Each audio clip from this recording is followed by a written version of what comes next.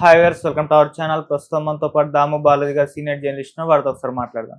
Sir నమస్కారం. Sir నమస్తే sir, Revanth Reddy గారిని రీసెంట్ టైంలో మెగా ఫ్యాన్స్ ఎక్కువగా ఎలివేట్ చేయడం, ఆయనకు సంబంధించి హీరో అన్నట్టుగా కొన్ని పోస్టులు పెట్టడం మనం చూస్తూ వస్తున్నాం సార్. ఎందుకు ఇదంతా జరుగుతుందని ఒక చర్చ కూడా జరుగుతుంది సార్. అంటే చిరంజీవి గారే ఈ విధంగా రేవంత్ రెడ్డి గారిని ఎలివేట్ చేస్తున్నారు, ఆయనకి బిస్కెట్లు వేస్తున్నారు అన్న చర్చ కూడా జరుగుతుంది.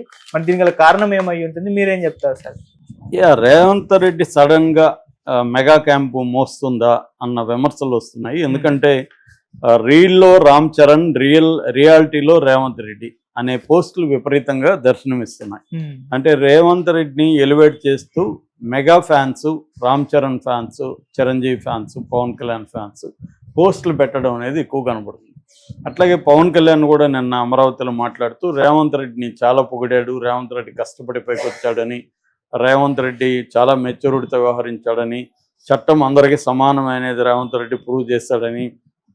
అట్లాగే ఎవరో చెప్పారు అల్లు అర్జున్ పేరు మర్చిపోయాడు కాబట్టి రేవంత్ రెడ్డి ఇలా చేశాడు, కానీ రేవంత్ రెడ్డి అలా చేసే వ్యక్తి కాదు, ఆయన చాలా మెచ్యూరిటీ ఉన్న వ్యక్తి, జగన్ లాగా చేయలేదు రేవంత్ రెడ్డి, ఇండస్ట్రీకి ఎంతో మేలు చేశాడు, ఇలాగా అంతా రేవంత్ రెడ్డిని ఎత్తాడు. నిజానికి పవన్ కళ్యాణ్ అంతగా రేవంత్ రెడ్డిని ఎత్తాల్సిన అవసరం ఏమి లేదు, కానీ ఓవర్గా ఎత్తాడు. చివరికి ఏ స్థాయిలో ఎత్తాడంటే పవన్ కళ్యాణ్కి మిత్రపక్షంగా ఉన్న బీజేపీ కూడా దాన్ని సహించలేకపోయింది. బండి సంజయ్ కూడా నీకు ఏ రకంగా రేవంత్ రెడ్డి నచ్చాడు అని బండి సంజయ్ కూడా విమర్శించాడంటే అర్థం చేసుకోవచ్చు. ఎందుకంటే అక్కడేమో కూటమిలో భాగం, నిజానికి బీజేపీకి చాలా చాలా క్లోజ్ పవన్ కళ్యాణ్. అలాంటి పవన్ కళ్యాణ్ని బీజేపీ నాయకులే వ్యతిరేకించారంటే ఆయన ఏ స్థాయిలో రేవంత్ రెడ్డిని ఆకాశానికి ఎత్తాడో మనకు అర్థమవుతుంది. అంత స్థాయిలో ఎత్తాల్సిన అవసరం లేదు ఈ కేసులో. అంటే కావాలని రేవంత్ రెడ్డిని ఆకాశానికి ఎత్తాడు పవన్ కళ్యాణ్. అలాగే మెగా ఫ్యాన్స్ కూడా రేవంత్ రెడ్డిని ఆకాశానికి ఎత్తున్నారు. మొన్నటి వరకు సైలెంట్గా ఉన్నారు ఈ కేసులో. ఫస్ట్లో ఏమో అల్లు అర్జున్ మీద, పుష్ప మీద విపరీతమైన నెగిటివిటీ అనేది మెగా ఫ్యామిలీ స్ప్రెడ్ చేసింది.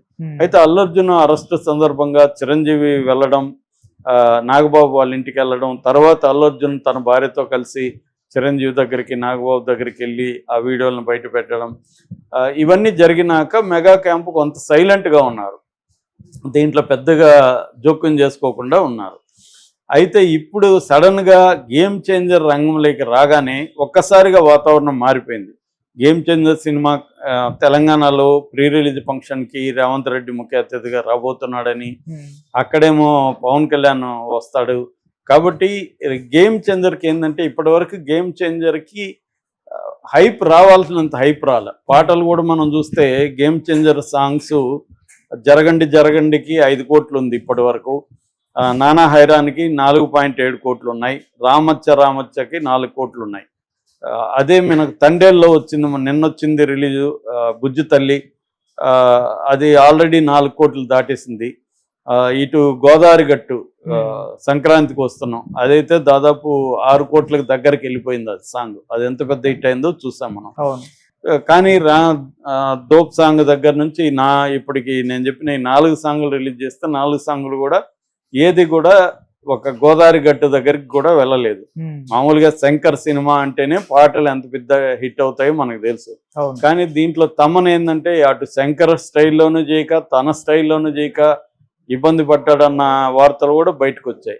రెండోది ఏంటంటే ఈ పుష్ప అండ్ అల్లు అర్జున్ అరెస్టు ఈ గొడవలో గేమ్ చేంజర్ గురించి ఎవరు కూడా పెద్దగా పట్టించుకోవట్లేదు, దానికి పెద్దగా హైప్ రావట్లేదు. ఇప్పుడు దాన్ని హైప్ క్రియేట్ చేయడానికి నానా బాధలు పడుతున్నాడు దిల్ రాజు. ఎందుకంటే అక్కడ కట్అవుట్ 276 ఎంత అడుగులు, అతిపెద్ద కట్అవుట్ ఓపెన్ చేయడం, పవన్ కళ్యాణ్ రేపు రావడం, పవన్ కళ్యాణ్ కూడా ఏదో కొంత మాట్లాడతాడో అది కొంత ఇదవుతుంది. ఇక్కడ రేవంత్ రెడ్డి వచ్చినా రేవంత్ రెడ్డి మాట్లాడాలి. సో వీటి ద్వారా హైప్ని క్రియేట్ చేద్దామన్న ఆలోచనలో దిల్ రాజు ఉన్నట్టుగా తెలుస్తుంది. అంటే సినిమాని పాలిటిక్స్ని మిక్స్ చేసి దీన్ని హైప్ క్రియేట్ చేయాలి అన్నట్టు కనబడుతుంది. ఎంత హైప్ క్రియేట్ చేసినా ఇది నేషనల్ వైడ్ హైప్ ఇప్పటికిప్పుడైతే అయ్యే ప్రసక్తి లేదు.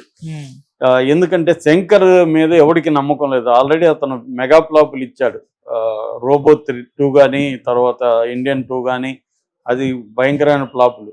రెండోది దీని కథ ఇవన్నీ కూడా లీక్ అయినాయి గేమ్ చేంజర్. అదేంటంటే రొటీన్గా ఉంది, రొటీన్ రివెంజ్ స్టోరీ, దాంట్లో ఏమి కొత్తదనం లేదు. ఓన్లీ స్క్రీన్ ప్లే ఇంట్రెస్టింగ్ ఉంటేనే ఆ సినిమా హిట్ అవుతుంది తప్ప కథలో అయితే కొత్తదనం ఏమీ కనబడలేదు. ఫ్లాష్ బ్యాక్ కానీ ఇవన్నీ కానీ చూసినట్టే ఉంది.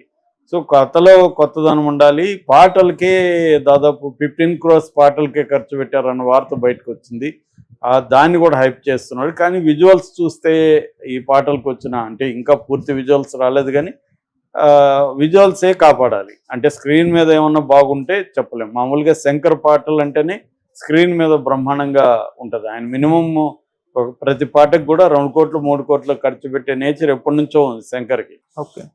ఆ మధ్య వాళ్ళ శిష్యుడు 75 లక్షలతో ఒక సినిమా చేశాడు, తెలుగులో కూడా అది డబ్ అయింది, ప్రేమిస్తున్న సినిమా. దాని బడ్జెట్ 75 లక్షలు. అప్పుడు శంకర్ ఎందుకు ఇచ్చాడంటే నా పాటకే 75 లక్షలు నేను పెట్టను, నువ్వు సినిమానే తీస్తాను అంటున్నావు, తీసుకో అని ఇస్తే అది చాలా ఎక్కువ కలెక్ట్ చేసింది తర్వాత సంగతి.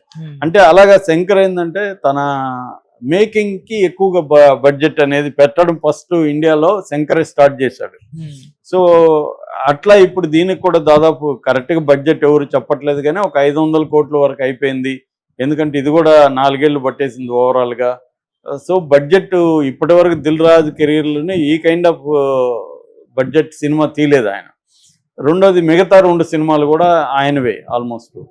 అంటే మన డాకు మహారాజులో కూడా ఆయన పెట్టుబడులు ఉన్నాయని చెప్తున్నారు. ఇటు వెంకటేష్ సంక్రాంతికి వస్తున్నాము ఆయనదే. కాబట్టి ఈ 3 సినిమాలకి రేవంత్ రెడ్డి సపోర్ట్ కావాలి. ఎందుకు ఈయన అసెంబ్లీలోనే బెనిఫిట్ షోలు ఉండవు, తర్వాత ప్రత్యేక షోలు నెంబర్ ఆఫ్ షోలు పెంచుకోవడానికి పర్మిషన్ ఇవ్వడు, టికెట్ రేట్లు పెంచుకోవడానికి నేనున్నంత వరకు ఇవ్వనని ఒక భీష్మ ప్రతిజ్ఞ స్టైల్లో ఆయన చెప్పేశాడు. ఇప్పుడు ఆయన వెనక్కి రమ్మంటే రాలేడు అసెంబ్లీలో. ఇంకేదన్నా దీనికి ఏమన్నా చేయగలమా అన్నది వాళ్ళు ఏవో ఆలోచిస్తున్నారు. అంటే ప్రత్యేక కొంత ప్రతి సంవత్సరం కొన్ని సినిమాలకు ప్రత్యేకత ఇది ఇస్తామనో ఏదన్నా చెప్పి ఏదన్నా దీనికి ఇస్తారా అనేది తెలియదు. సో ఎందుకంటే నిన్న పవన్ కళ్యాణ్ మాట్లాడుతూ కూడా బెనిఫిట్ షోలు లేకపోతే, నెంబర్ ఆఫ్ షోలు లేకపోతే, టికెట్ రేట్ పెంచుకోకపోతే పాన్ ఇండియా సినిమాలు డబ్బులు వెనక్కి రావు అనేది ఆయన కూడా చెప్పాడు. చాలామంది ఇప్పుడు అదే చెప్తున్నారు. మన భరద్వాజ తమ్మారెడ్డి భరద్వాజ ఏమో 100 కోట్లు పోతే ఏంటి మీకు అంటున్నాడు. ఆయనకేం పోయింది, ఆయన 100 కోట్లు పోతే ఏంటంటే ప్రొడ్యూసర్కి 100 కోట్లు అంటే పెద్ద విషయమే కదా. సో ఆయన 100 కోట్లు లాస్ అయితే ఏంటి, మనకి ఆత్మాభిమానం ముఖ్యమని మాట్లాడుతున్నాడు. ఆయనది పోయేది ఏం లేదు కదా, ఆయన డబ్బులు కాదు కదా పెట్టేవాడికి. ఇప్పుడు వ్యాపారస్తులకి ఆత్మాభిమానానికంటే డబ్బే ముఖ్యం. ఆత్మాభిమానం వల్ల డబ్బులు వస్తాయి రావు కదా. ఆత్మాభిమానం ఎవడు మాట్లాడతాడు, డబ్బులకి సంబంధం లేనివాడు ఆత్మాభిమానం మాట్లాడతాడు. నాది 10 కోట్లు నీ దగ్గర మిగిలిపోతే నాకు ఆత్మాభిమానం అంటే నా 10 కోట్లు పోతాయి అనుకో, ఇప్పుడు నేను ఆత్మాభిమానం పక్కన పెడతాను. మామూలుగా కేఎన్వై పతంజలి నవల్లో ఒక వీర బొబ్బులని ఒక కుక్క ఉంటుంది. ఆ కుక్క వాళ్ళ యజమాని కుక్కని పుడ్డేసే పరిస్థితిలో ఉండడు, పేదవాడు. వాళ్ళ ప్రత్యర్థి ఉంటాడు, వాడి కుక్కకి భోజనం పెడతాడు. దీనికి ఇప్పుడు డైలమా అనమాట, విశ్వాసం ముఖ్యమా భోజనం ముఖ్యమా. సో అప్పుడు దానికి ఒక సొల్యూషన్ అదే కనిపెడుతుంది. అదేంటంటే ఆకలి తీరే వరకు భోజనం ముఖ్యం, ఆకలి తీరిన తర్వాత విశ్వాసం ముఖ్యం అని. సో వీడి దగ్గర పోయి భోజనం చేసేసి మళ్ళీ యజమాని దగ్గరికి వస్తుంది. సో ఇది లైఫ్లో అందరూ చేసే పని. మనకి విశ్వాసం ముఖ్యమా ఆకలి ముఖ్యమా భోజనం ముఖ్యం అంటే ముందు భోజనం ముఖ్యం కదా, విశ్వాసం తర్వాత కదా. అలాగా వీళ్ళు కూడా ఇక్కడ ఆస్తులు ఉన్నాయి, రేవంత్ రెడ్డితో గొడవ పెట్టుకుంటే తమ ప్రాబ్లం, అందుకనే పోయి సాగిలు పడ్డారు. లేకపోతే అల్లు అర్జున్ కోసం వీళ్ళంతా ఎందుకు పోతారు? కామెడీనా ఇదేమన్నా? మనం చెప్తే నమ్మేట్టుకు ఉండాలి కదా. అల్లు అర్జున్ వల్ల మేము పోయామంటారు, అల్లు అర్జున్ కోసం వీళ్ళు ఎందుకు పోతారు? వీళ్ళకి ప్రాబ్లం భయం ఉంది కాబట్టి వీళ్ళు పోయారు, వీళ్ళకి ఆస్తులు ఉన్నాయి. మురళీమోహన్ ఎందుకు పోయాడు? మురళీమోహన్కి విపరీతంగా రియల్ ఎస్టేట్ ఉంది ఇక్కడ,